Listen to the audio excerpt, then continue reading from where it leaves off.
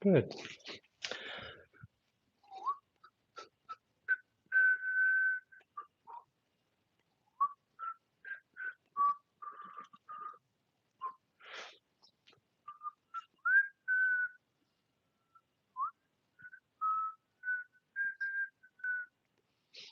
Hello, people.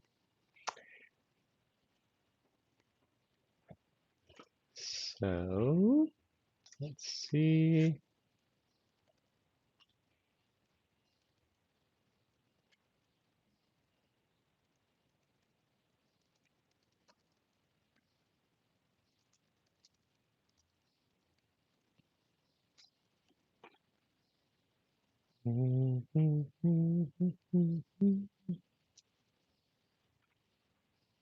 Yes, no, maybe, yes. There it is.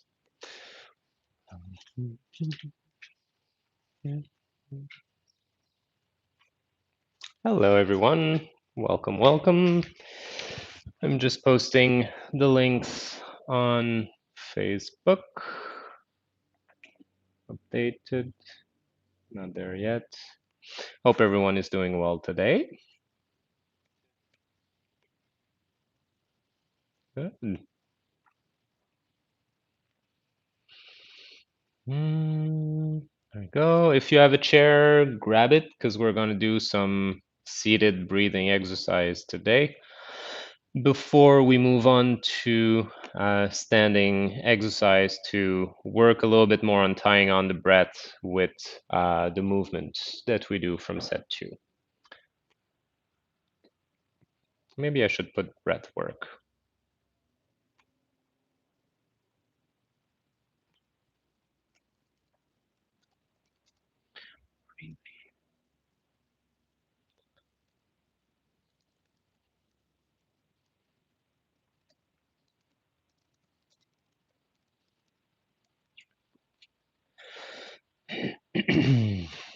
Good. Why can't I post that?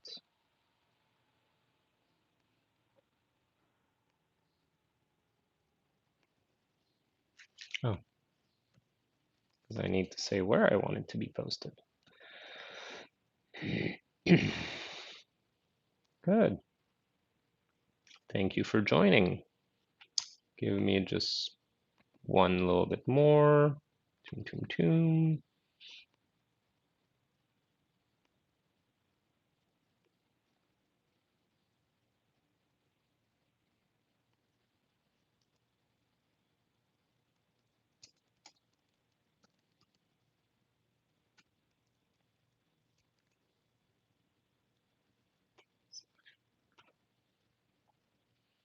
Three levels of breathing here.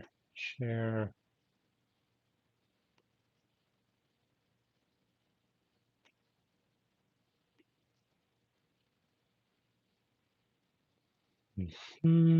Good. Excellent. Thanks for joining, everyone. Let me just empty this out. This is good. This is good. Here we go. So, thank you for joining again for another Taiji Qigong Shibashi live stream. We've worked through all of set two's movement the last few weeks. And so last class we did a little bit of posture, and I thought that linking the posture with the movement is the breath that's actually giving us that connection. So in order to make that more palpable, more perceivable, we're going to work on the breath today. First, working seated so that we can feel the 3 different layers from abdominal, thoracic, and upper thoracic. And then moving on to connecting the breath through the movement. I've already talked about it as I was explaining the different movement in Taiji Qigong Shibashi, but it's something that takes a bit of time to integrate. Could say that takes years to develop, refine, discover all the different elements that are involved in it. So it's good to spend more time to feel it, work on it, feel the different layers properly together, and then go a little deeper into it. and then connecting it, of course, with the movement to finally realize down the road that the breath is the deeper engine that guides most of our movements from a Qigong perspective. There's still connection to that for those of you who are doing martial aspect, but it has to be able to dissociate from the breath for end the movement because you can't always breathe the way you want to.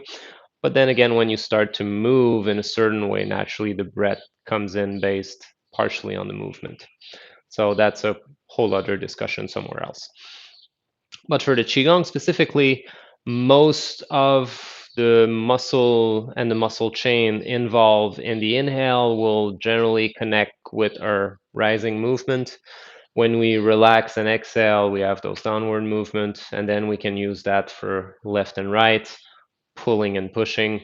So as we start to feel our breathing, feel how everything open and close through the breath, through the body, because breathing is a very physical aspect. If your muscle don't move, you're not inhaling. It's as simple as that. So before we go any further, the typical quick disclaimer, I'm not with you to tell you do this, don't do this.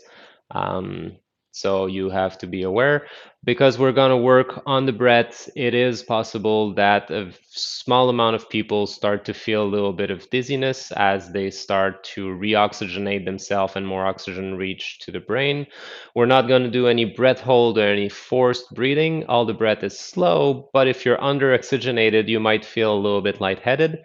So make sure that if that happens, stop your conscious breathing, allow your body to go back. If you need to lie down so that you don't fall down, that's why we start also partially seated, so that if you start to feel any dizzy, just go down on the ground, lie down for a minute. It's going to pass on its own. We're not doing any forced breathing, so there's no risk associated to it. But developing deeper breath might sometimes cause certain symptoms. And if that's the case and you would like some advice, just reach out to me. There's simple ways to alleviate that and get rid of it fairly quickly. This being said, let's dive now into our exercise. So, as I was saying, in order to breathe, we need to create space in our body. For those of you who are not familiar with the anatomy of breathing, our lungs are inside a closed bubble.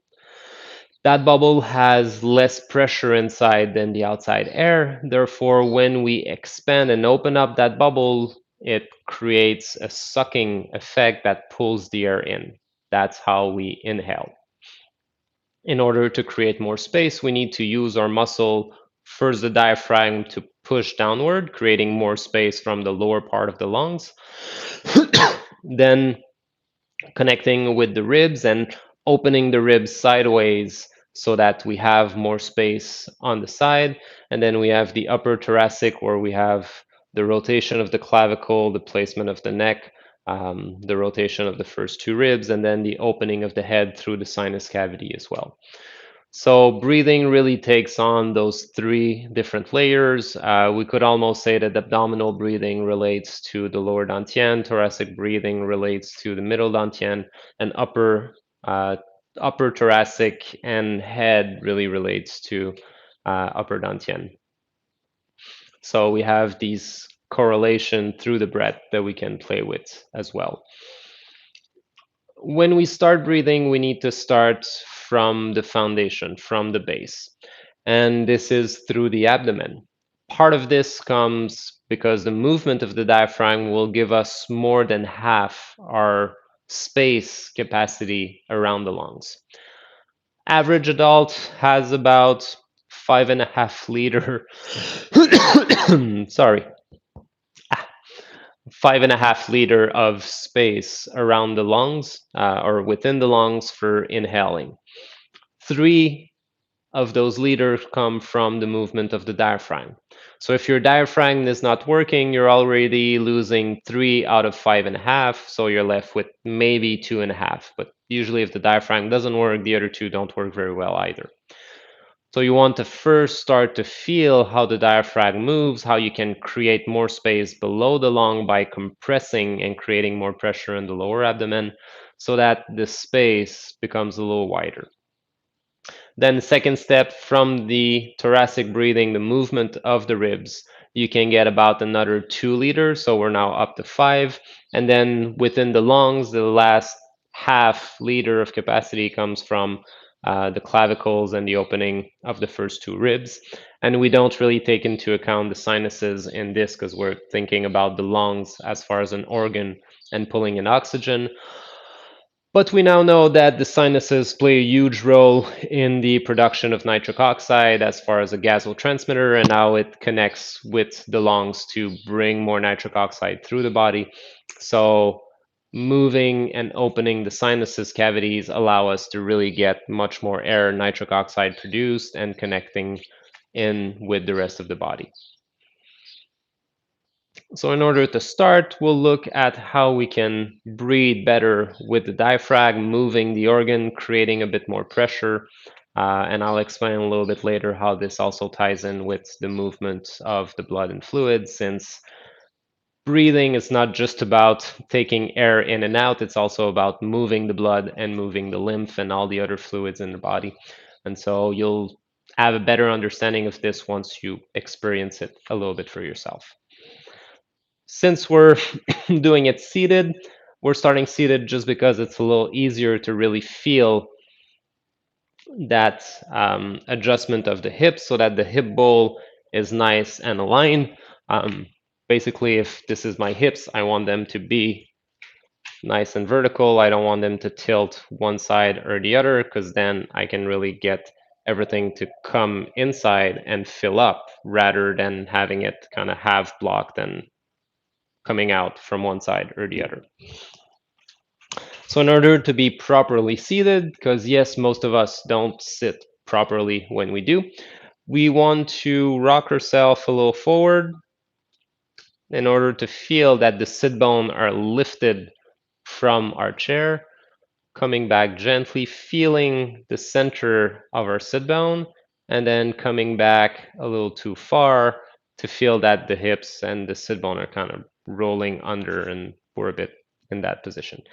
So coming back straight, feeling the moment where we're sitting straight on the sit bone, going again a little too far, coming back, finding that sweet spot, and then rocking yourself less and less to really get that position where we can feel that all of a sudden, oh, we have a much deeper breathing starting there. It feels good to breathe deeper. And from here, we're gonna open our thumb, place our hands above the iliac crest.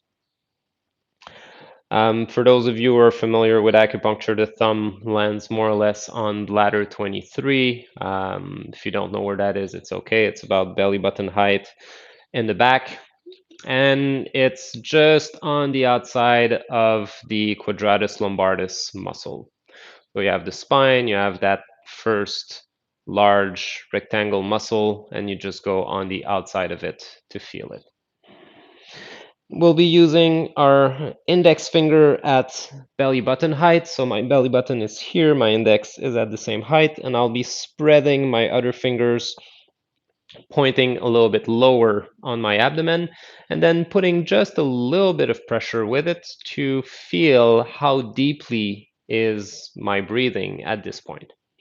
So without trying to change anything in your breaths, just put a little bit of pressure on your lower abdomen and see how deep your abdominal breathing goes without changing anything.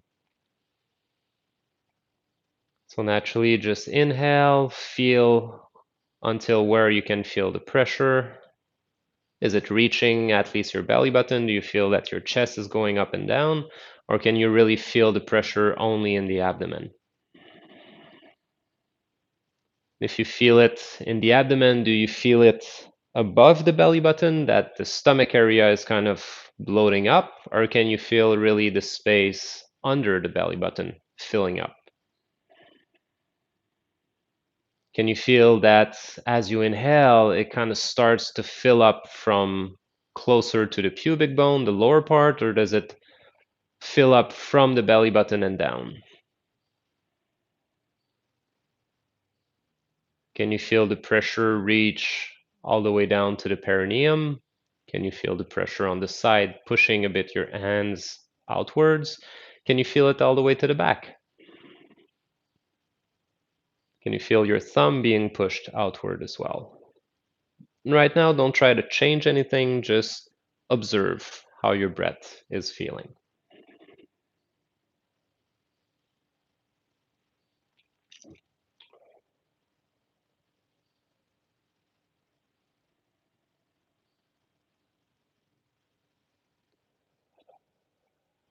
And now, bringing the shoulder slightly backward, rolling them up towards your ears, and then closing the chest, the upper chest, by bringing the shoulder forward. You should feel a bit of a compression in the upper chest, which is somewhat uncomfortable, but that will be just temporary for the exercise, and see how much deeper you can perceive your abdominal breathing. Allowing your breath to be as deep and relaxed as possible. And exhale.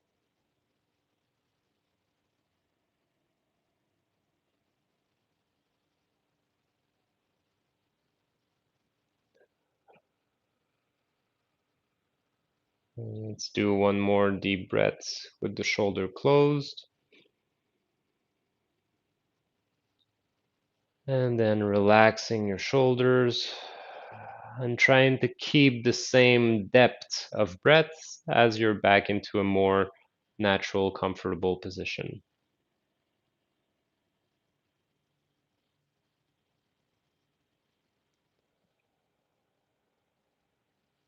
Good. So let me know in the chat if you were able to feel a difference. Usually, most people will feel that when the shoulder are closed, they can actually breathe deeper, just because it helps to align a little bit more their structure. And because it closes the upper lung, it forces the body to breathe deeper into the abdomen. If that was the case and you realize that you lost a little bit of that depth when you went back, you can roll your shoulder again, take a few deep breaths, observe how much space there is, and then relax your shoulder and try to maintain that a little bit longer.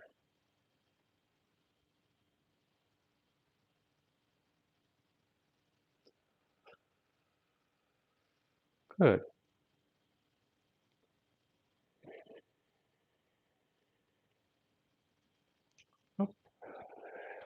So, the first step in abdominal breathing is to learn to relax, and mostly relax the abdominal wall where a lot of people hold too much tension and so nothing is moving, so that we can first start to feel the front of the abdomen filling up. And then as we exhale and relax, we can feel how the abdominal wall kind of come back in naturally. Feeling the abdominal wall inflating, filling up, and then exhaling. But as we do this, you might notice that you're not breathing quite as deep as the exercise we just did.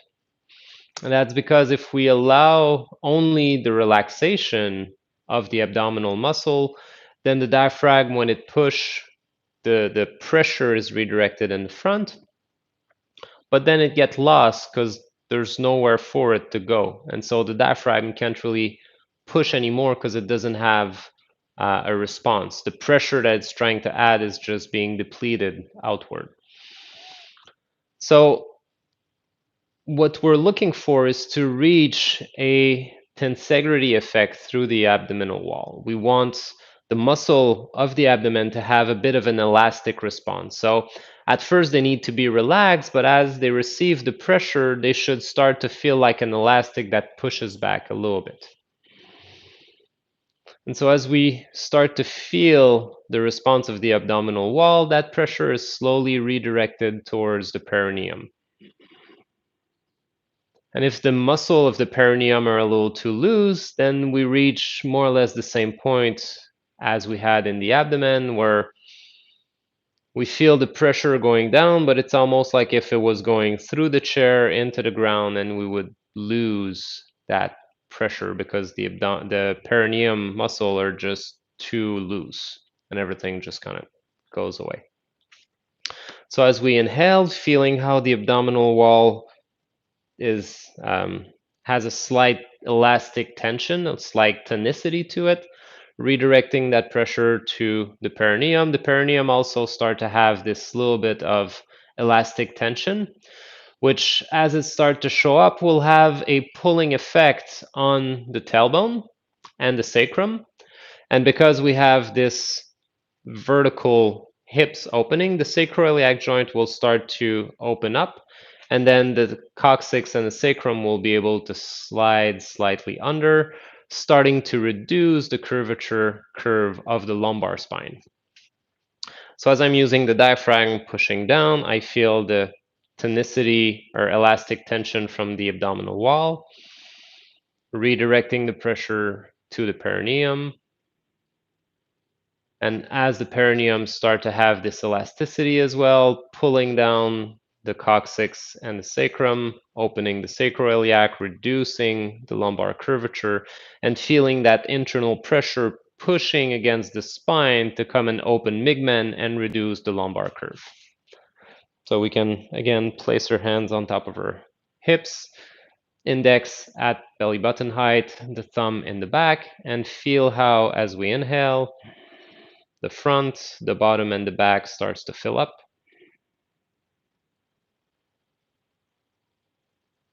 And then as we exhale, we just relax everything.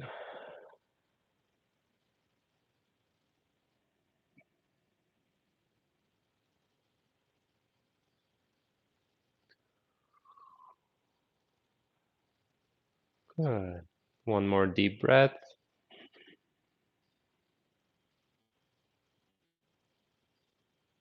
Exhale. So as we go through this, you might feel that the chain reaction I'm explaining is stopping somewhere along the way for you. This is normal. That really depends on the tonicity and the capacity of function of all your different muscle of the abdominal wall, the perineum, and the lower back. Um, and so if it stops somewhere, you need to just continue breathing and go all the way to that area until the muscles start to be a bit more alive, awake, and find again this tonicity and elasticity. And then naturally the chain will continue. It's not something that you can try to force, although yes, you could try to, contract and hold everything and try to feel it. But if you do that, you're gonna just stay stuck in that contraction, and the natural cycle is not gonna develop. It's not a question of tightness, it's a question of natural elasticity. If you're tightening up your muscle, you're actually preventing the diaphragm from being able to push onto the organs that are below it. So it's not going to be able to go very low because everything is too tight. To give you another bit of explanation of this, all the organs that are below the diaphragm are inside this little bubble. This bubble is like a balloon. If you're pushing on top of it, it's going to start to change shape and it's going to grow in other direction, but its volume is not going to change, meaning you're not going to be compressing it smaller. So as the diaphragm pushes, your organ need to remain with the same space. You don't want to try to squish them. It's not going to do much of any good. There's a little bit of leeway in the stomach because the stomach is digesting the food, compressing, releasing, but that's pretty much the only one. You don't want to start to squeeze and create blockages in your intestine because they need to move the food through it. There's um, a snake-like movement that's going on, not that the intestine are moving, but that they're contracting, opening, creating this path for the food to go through. But you don't want to compress all of the intestine all at once. You need that wave movement to move the food in one direction. If we compress everything, we're just jamming the circuitry, and that's not very useful. So as we use the diaphragm to create that pressure, then the ball of the organs first need to be able to go down as low as possible. That's why we want our hips to be vertical. Because if my hips are tilted forward and I have a lot of pressure in my lower back, with the spine, I'm already squeezing that organ, that bubble of the organ front and back. So when the diaphragm try to push, there's nowhere for it to change shape. So it's not going to push down anything. If I'm too low and I'm already compressing the organs towards the back, then it's the same thing. That bubble is pushed backward and the diaphragm can't push anything down. But when I'm sitting straight and that my pelvic bowl is vertical, then that bubble of organ has a little bit more room to already move up and down, to be able to come down and settle into the lower basin or the pelvic bowl. And so there's already a little bit more space for the diaphragm on top to start to push downward a little bit. And then when it starts to push, because the abdominal wall is relaxed, then it's the easiest part to move at first. So the pressure is first redirected forward, and then the tensegrity redirected towards the bottom of the perineum, which then starts to pull the coccyx and the sacrum, relieving some of the pressure of the spine, because then the spine is being pushed back. And this internal pressure helps the spine to push and to become a little more straight through the lumbar area. So I hope I'm not losing you guys because I'm talking quite quickly, but this is something you can go back and research in some book. By the way, if you're looking for a great anatomy book, I highly recommend The Anatomy of Movement. It's a beautiful musculoskeletal anatomy book that explains a lot of how the different muscles function together. Very useful for Qigong or yoga or any other physical activity that you might do if you want to understand how the muscle function. So back into our abdominal breathing.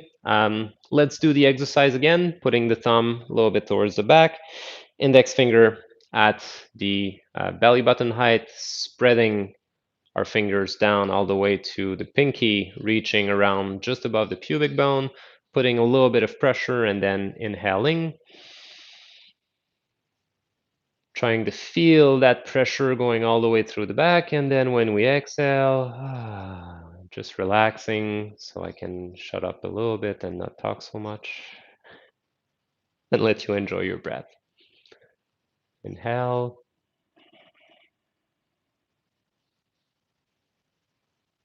Exhale.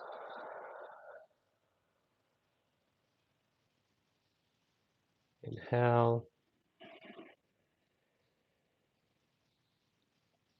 Exhale. Then again, rolling your shoulder backward, up towards the ears and down the front to compress the upper chest, and observe how much more space you can have in the lower abdomen. Inhaling.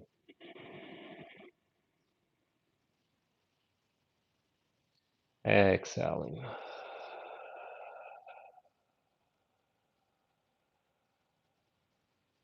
Inhale.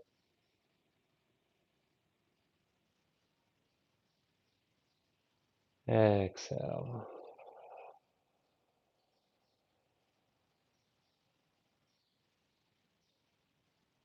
One more. Inhale.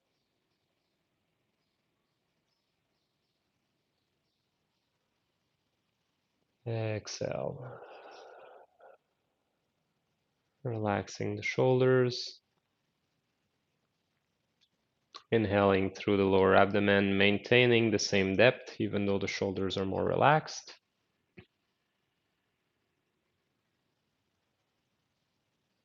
Exhale.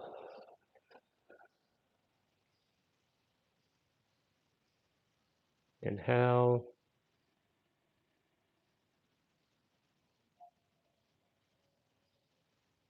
Exhale.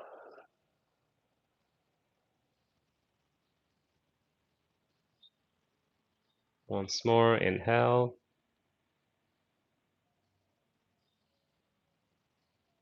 Exhale.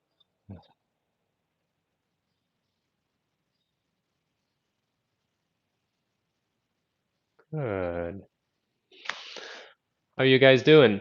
Starting to feel a little bit more space in the lower abdomen? Can you feel that depth of the breath really filling up all over, front, bottom, and back? A little bit to the side as well. Give you a minute to write it down in the chat. I'll grab my last bit of water.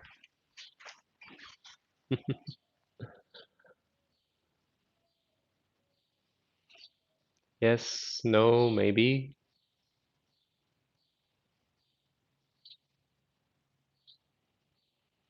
All right, let's continue then.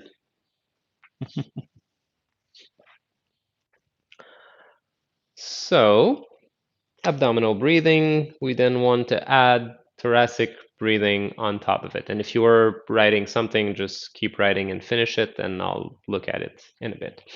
Um, so, in the abdominal breathing, we need to reach all the way towards the back because the back and the lower back in particular is the root of thoracic breathing because the main muscle that are involved in thoracic breathing go all the way down through the spine around T12 where everything kind of links together. Good. So if we have a quick look at anatomy, the diaphragm is attached through all the ribs all the way to the back and actually goes all the way down to L2, L3 in the middle of the back.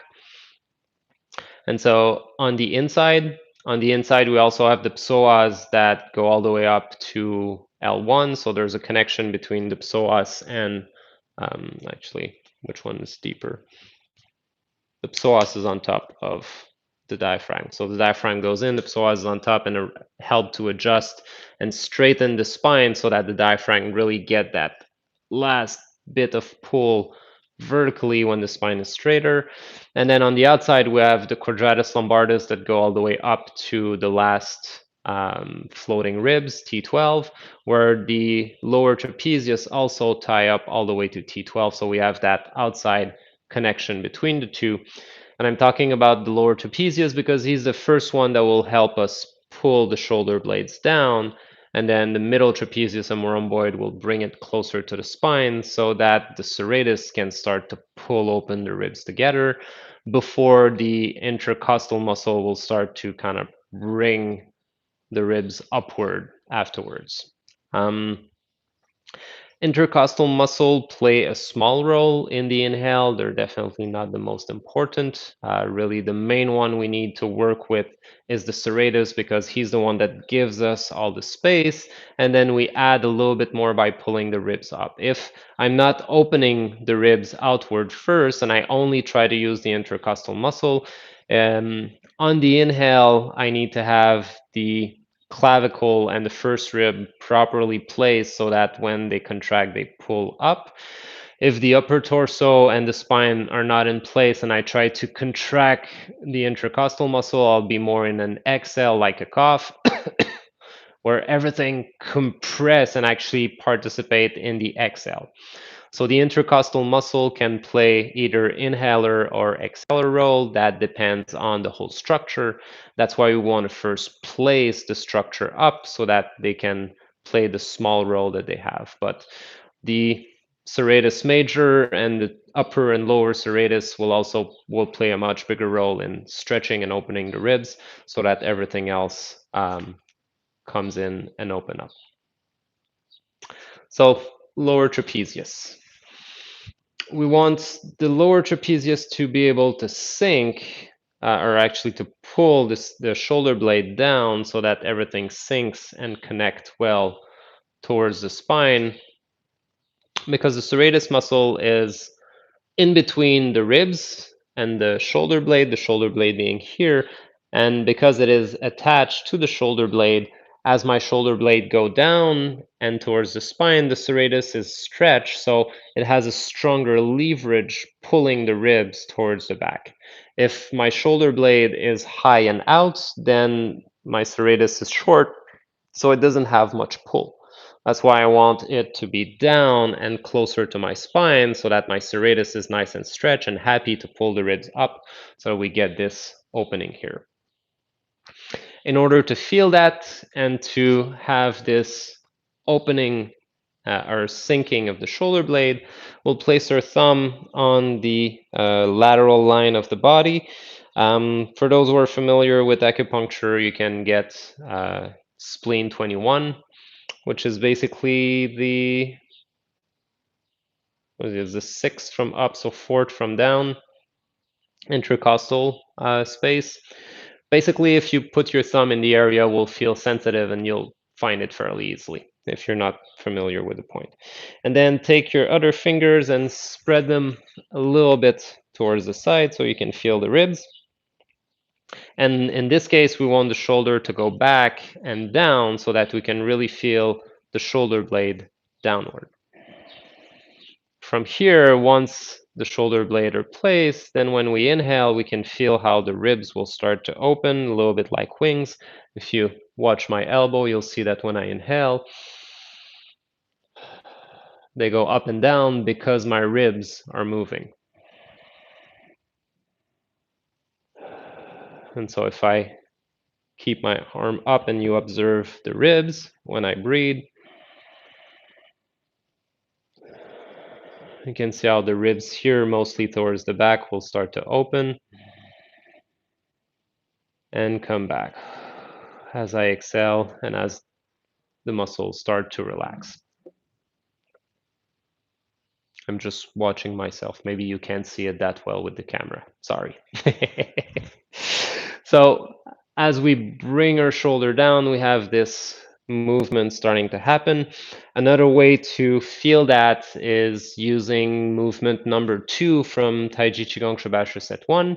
So if you place your hands on the lower ribs and a little more towards the back if you can, and you bring your other arm up only about shoulder height, middle of the chest height, and then open it to the side and observe how much or how little movement that creates in your ribs on the side here. So if I bring my arm only here, I don't really pay attention to the shoulder, I just open my arm to the side, I can feel that there's not much movement going on with my ribs. On the other hand, or with the same hand, if I bring my arm up and that my hand rises just slightly above shoulder level, you can feel and observe how through the shoulder there's a sinking motion happening. So the shoulder blade is sinking a little deeper. And then I allow the movement from the shoulder blade to pull my arm up. Then naturally you'll start to feel that there's a bigger opening of the ribs on the side and down. So here, bringing my arm up high enough just so that when I move, I can feel that opening of the ribs to the side and then pulling it back and down. Can you guys feel that? How the ribs are moving from either this posture or this posture, that you get that movement of the ribs? Yes. Good. So having that movement is what will give us that extra 2 liters of space to inhale within the lungs around. Now there's a tricky part. When we combine both, abdominal and thoracic, to really reach that 5-liter volume of inhale, and that tricky part is making sure that the diaphragm is strong enough. Often, when we become a bit more sedentary, where we don't move as much, we're often seated, the breath and the movement of the diaphragm becomes a little weaker. And so the strength of the diaphragm, it's a muscle, and like any muscle, if we don't use it much, it loses its strength. Just like if you do a certain sport for a number of years, or if you go to the gym regularly and now you're not really practicing it anymore, all of a sudden the muscles start to shrink and you lose a bit of the strength if you're not asking your body to use it regularly. And so it's the same for the diaphragm. Diaphragm is a muscle. So if we lost a little bit of strength within our diaphragm, after we do the abdominal breathing, if we try to put the thoracic breathing on top, the diaphragm is not going to be quite strong and it's going to be sucked up a bit. What happens if this is the case is that we're moving the air between the lower lobes of the lung into the middle of the lungs. It's not ideal, but if that's where we're at, that's a good sign that we need to strengthen our diaphragm and start to pay a bit more attention to it.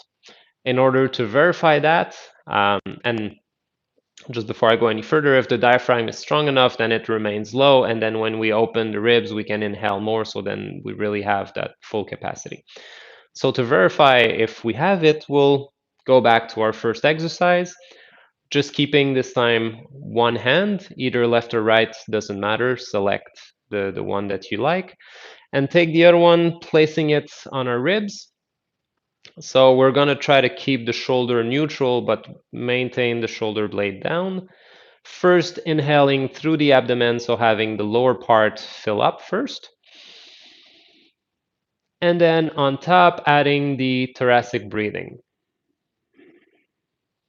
And if all goes well, you should feel that you can inhale deeper without losing any pressure in the abdomen. So putting a little bit of strength or pressure with your fingers on the lower abdomen, inhaling. Then thoracic. You should feel that the pressure under your finger in the abdomen remains the same and not feel like it's going in a little bit as you're inhaling on the upper chest. So again, one more, inhaling abdominal, thoracic,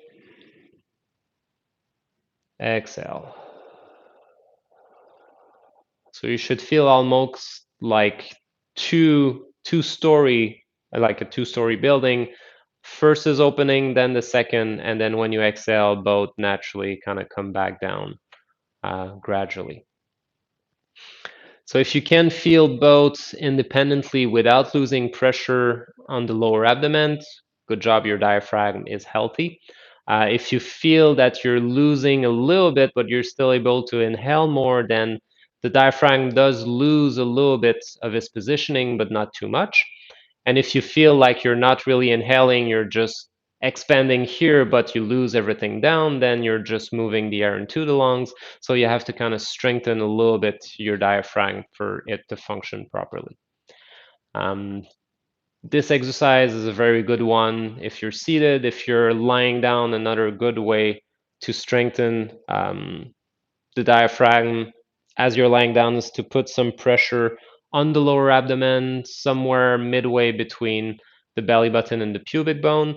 One simple way to do that is to use a pen and just put some pressure and then push against it as you're inhaling, feeling that you're using your diaphragm to create more pressure forward. So you're using that pressure and forcing the diaphragm to work a little bit more. And you have to think about this type of exercise really as a muscle building exercise for the diaphragm. And if you're not too sure how you can do that seated, I have another video on this channel. I think it's titled Qigong for libido or libido Qigong or something like that. I titled it like this because I was answering for a colleague acupuncturist who was wondering how to strengthen the sexual energy and libido for a patient. But it's strengthening the diaphragm, it's strengthening all of the lower organs, so you can just look at the video, take the exercise. It's valid for a wide range of issue, including strengthening the diaphragm. Good. So abdominal, thoracic breathing.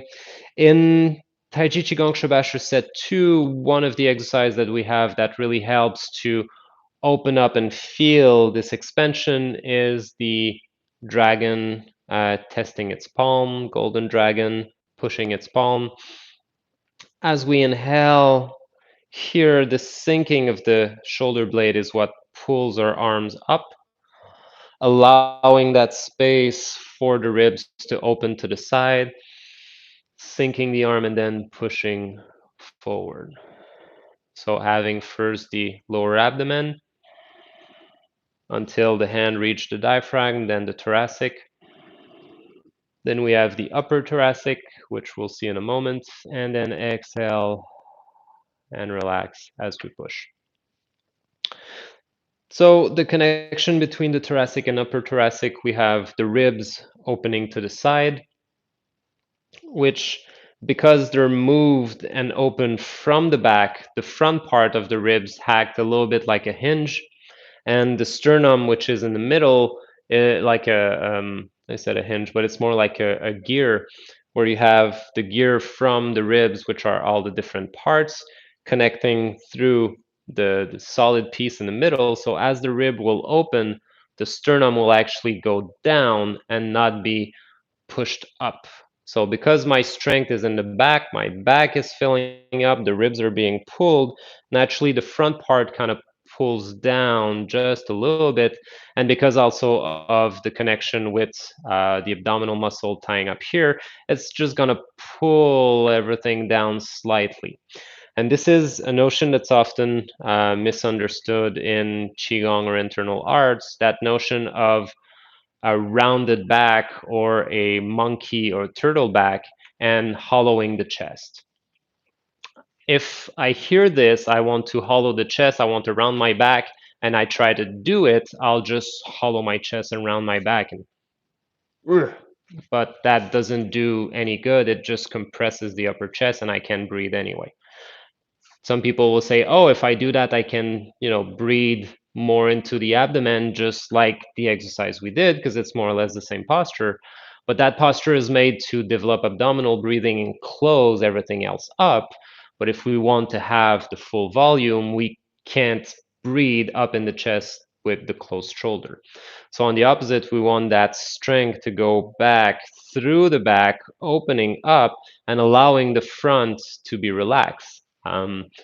So we have the Dumai and Renmai, or the microcosmic orbit of the Qi rising through the spine and then sinking through the front, which match the physiological aspect of having the sternum gently sinking, which allows the Qi to go down through the Renmai back into the lower Dantian, while the rising through the back and the spine allow the Yang to go up and connect. So we have that circulation happening through as the ribs open and that sinking comes here. So the roundness of the back comes from the opening of the ribs through the serratus and the filling up of the lungs, since our lungs are mostly in the back and not so much in the front within the chest. And then that front part just naturally start to sink and have this relaxation in the front. And that sinking aspect here allows us to have the straightening of the cervical spine, where the scalene tying up on the clavicle and the first two ribs will be able to pull everything. So we have the rising through the back. The front is naturally sinking, and then the upper two here will start to go up just a little bit so that the upper lungs start to open. Interesting fact, most lung disease begin in the upper lungs, and it's usually because the fluids aren't moving enough that bacteria can start to grow and develop here and then gradually fall into the lung itself. So if we have a good breath that open and close this part, the fluid gets squeezed, open and squeeze, and then start to move better in this area. And to tie up with the head and the sinuses, as the head is being straightened by the adjustment of the spine all the way up, naturally the bone of the cranium start to open, so the sinuses get a little bit of space, which helps that inhale and exhale, which also ties up with the cerebral spinal fluid circulation. As the brain open up, it sucks it up, and as the skull open up, it sucks the cerebral spinal fluid up, and as it close back down, it send it back down. So we have this whole pumping mechanism happening through the breathing up and down. So in order to feel the upper thoracic, we can take our index, middle finger, and thumb and kind of grab the clavicle in between, allowing the opening or sinking of the shoulders, allowing the head to straighten up and go. And when we breathe, feel how this part starts to open and then gently close and come back down. So another aspect, if we hold the clavicle on one side, we can take our fingers onto the sternum. If my sternum goes up as I inhale, nothing is happening in my clavicle and I'm preventing the upper part of the chest to move. But if I allow my head to be in place, feel the sinking of the sternum, all of a sudden my clavicle can rotate up and back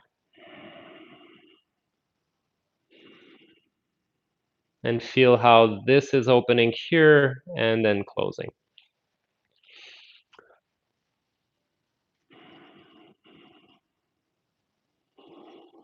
Another way to do this is to use movements similar to the first movement of set 2 that we've practiced. So having our arms on our side.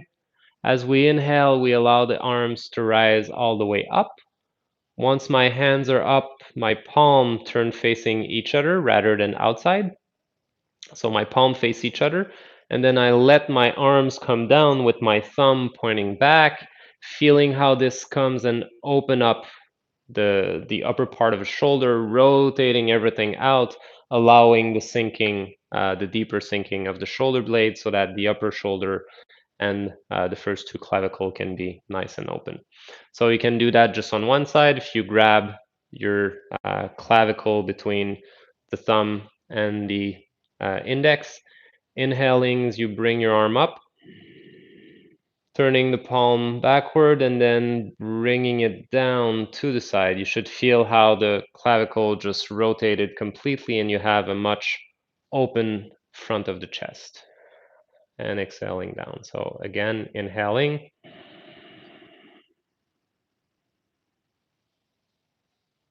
And feel how it feels like everything here is connected, and then gradually releasing the head allows the sinuses to fill up as well. So inhale. And you'll notice as you open, naturally the head wants to tilt a little bit more up, and then exhale. Down. Again, inhale.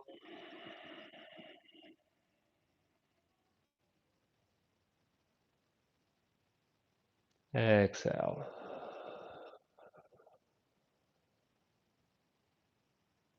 Inhale.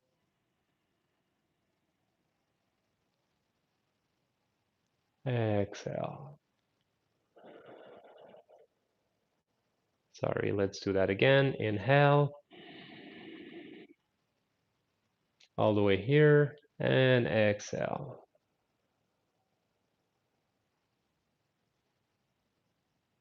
Good. So feeling this nice opening here of the shoulders and opening of the chest and of the head at the same time. So let's get up and tie this up together with, we'll use the first movement of set 2, just because we did set 2 all along those last few weeks. So we can do something that you're familiar with, and then we'll use the dragon testing its palm as well, just so you can have this connection. Let me adjust the camera a bit. You don't really need to see my legs so much for this, but we'll be observing the arms a little higher. Good. So feet parallel, about shoulder width apart, rocking yourself a little bit front and back so that you feel that connection with the feet into the ground, the weight at the center of the feet.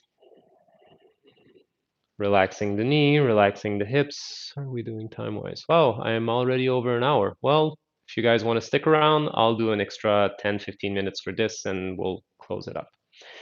So finding the weight at the center of the feet, sitting down, observing the abdominal breathing and try to see You can even place your hands on your hips just for a moment, trying to see if you can find that same depth of breath as you're standing, which can be an extra challenge to adjust the positioning of the pelvic bowl standing. So you might need to work a little bit on that to find it as good as you did when you were seated, which is what makes this training fun. There's always stuff to develop. Gradually feeling the thoracic breathing on top. So first inhaling abdominally, then the thoracic and upper thoracic all the way up to Baihui to the top of the head.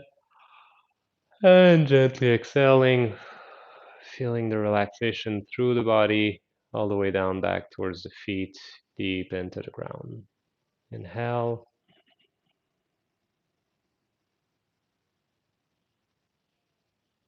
Exhale.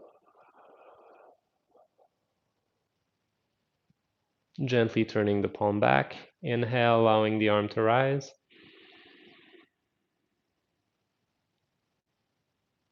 Exhale.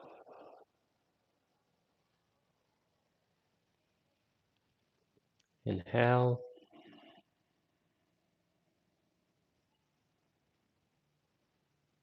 Exhale. So if we go a little slower, first abdominal breathing, feeling how as you inhale and fill up the abdomen, it rises your arm about the height of the diaphragm.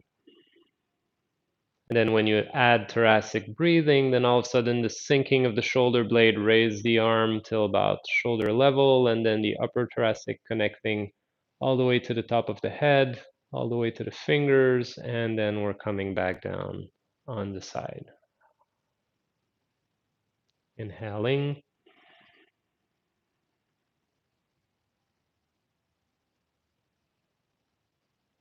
Exhale.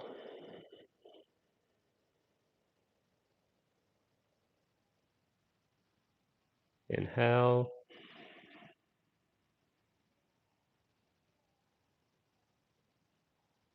Exhale.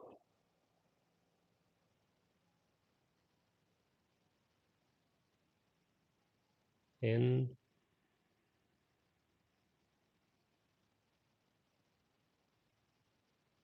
Out.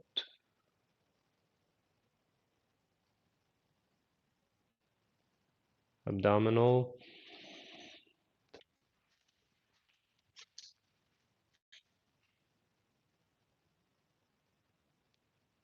Good. All right. Sorry, there was a little cut there. So abdominal, thoracic, upper thoracic. And feel how if you only focus on your breathing, allowing your arms to be loose, you can just feel how the breath lifts your arms. And as you exhale, everything come down naturally. Inhaling. Exhale. Let's do this one more time. Inhale. Exhale. Switching into the dragon, testing its palm. Inhale, abdominal, thoracic, upper thoracic, all the way to Baihui. Exhale, letting the chi sink, pushing into the palm. Inhale.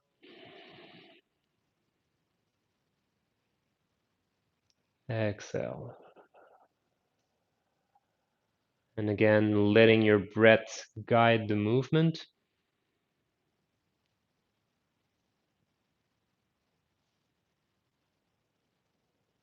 And reaching.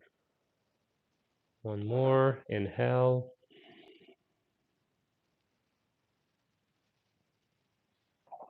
Exhale.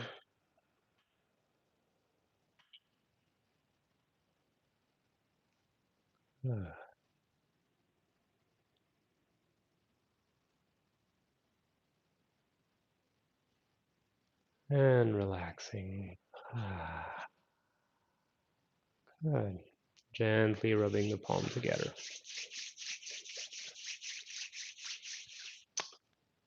Excellent.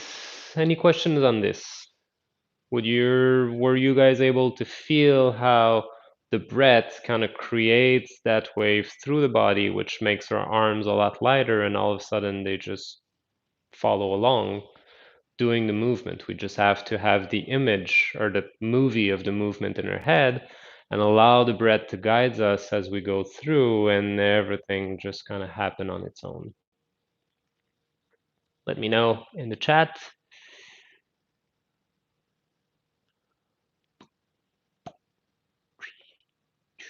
Yes, good. At least one person got it. Perfect. All right. Yes, two. Excellent. So now your homework for the next few days or months with an S is to integrate that in all of the movement that we did so far. Um, if you have any questions regarding any specific movement on how the breath ties in with it, just let me know and I can organize something so we can work together on this more specifically. If not, enjoy breathing. Don't stop. It's really, really, really bad to stop breathing. It doesn't work for long. So don't stop breathing. Keep breathing. All right. Thank you very much, guys. Very happy to have you once more. It was a little bit more of a theoretical class, although hopefully all the theory I blah blah about, you're able to feel it and integrate it because that's what really matters. And we'll keep using that in our next class, and I'll see you on Friday at the same time. Thank you guys. Have a great day. Bye bye.